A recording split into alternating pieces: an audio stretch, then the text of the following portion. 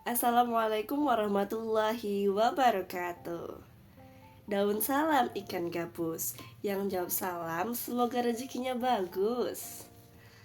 Bapak-bapak dan ibu-ibu, saya Anissa Amelia Gusmania. Berdirinya saya di sini bukan karena tak diberikan kursi, bukan pula karena tak diberikan nasi, tapi ingin berbagi ilmu untuk mengedukasi. Jadi pada hari ini saya akan menyampaikan hal tentang diabetes ketoasidosis. Nah, bapak-bapak dan ibu-ibu yang sudah tahu tentang diabetes atau kencing manis boleh angkat tangannya tinggi-tinggi. Sepertinya sudah banyak ya yang tahu tentang penyakit kencing manis atau diabetes ini ya Pak, Ibu di sini. Nah, jadi ya seperti yang bapak-bapak dan ibu-ibu ketahui, diabetes atau sakit kencing manis ya merupakan suatu kondisi atau penyakit di mana kadar gula darah kita itu tinggi. Nah, kemudian di dalam tubuh kita itu ada hormon yang disebut dengan hormon insulin. Nah, hormon insulin ini apabila kurang atau tubuh kita mengalami resistensi insulin, di mana kondisi kita, tubuh kita itu memiliki hormon insulin tetapi tidak dapat mengubah gula di dalam darah kita itu menjadi sumber energi bagi tubuh kita. Nah, jadi apa kaitannya dengan diabetes ketoasidosis? Nah, Bapak Ibu-ibu ya, diabetes ketoasidosis ini merupakan kondisi darurat atau bentuk parah dari penyakit diabetes. Kenapa? Kenapa seperti itu?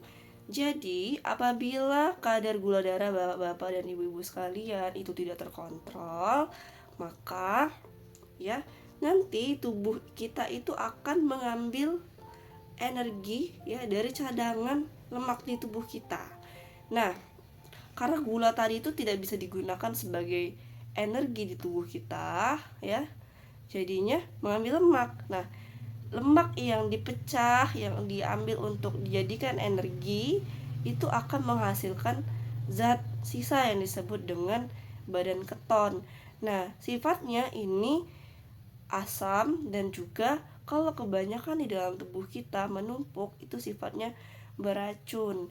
Bahayanya apa? Bisa menyebabkan koma sehingga bahkan kematian. Nah, terus gimana? Bapak dan ibu-ibu jangan khawatir. Kita dapat lakukan cegah lemas diabetes dengan langkah patuh. Nah, apa sih lemas dan apa itu patuh? Jadi, ya, bapak-bapak dan ibu-ibu sekalian harus mencegah gejala lemas. Yang pertama, L, lelah. Lelah dan napas megap-megap. Kemudian E, emosi tidak stabil ya. Nanti kadang-kadang marah, kadang-kadang linglung, ngamuk-ngamuk, memberontak-memberontak. Kemudian M, mual muntah. Kemudian di sini ada A, aneh napasnya. Jadi napasnya itu baunya seperti buah.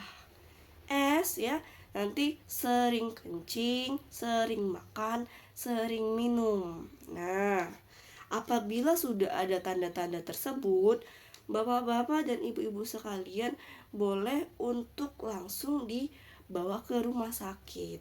Nah, nanti di rumah sakit itu akan ditangani untuk diberikan cairan, distabilkan lagi kondisi gula darahnya.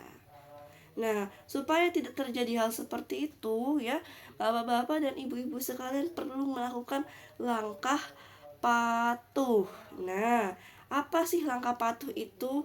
Yang pertama, P, periksa gula darah rutin. Nah, jadi periksa gula darah rutin itu bapak-bapak dan ibu-ibu sekalian itu harus memastikan gula darahnya itu pada saat waktu itu harus di bawah 200 mg per desiliter.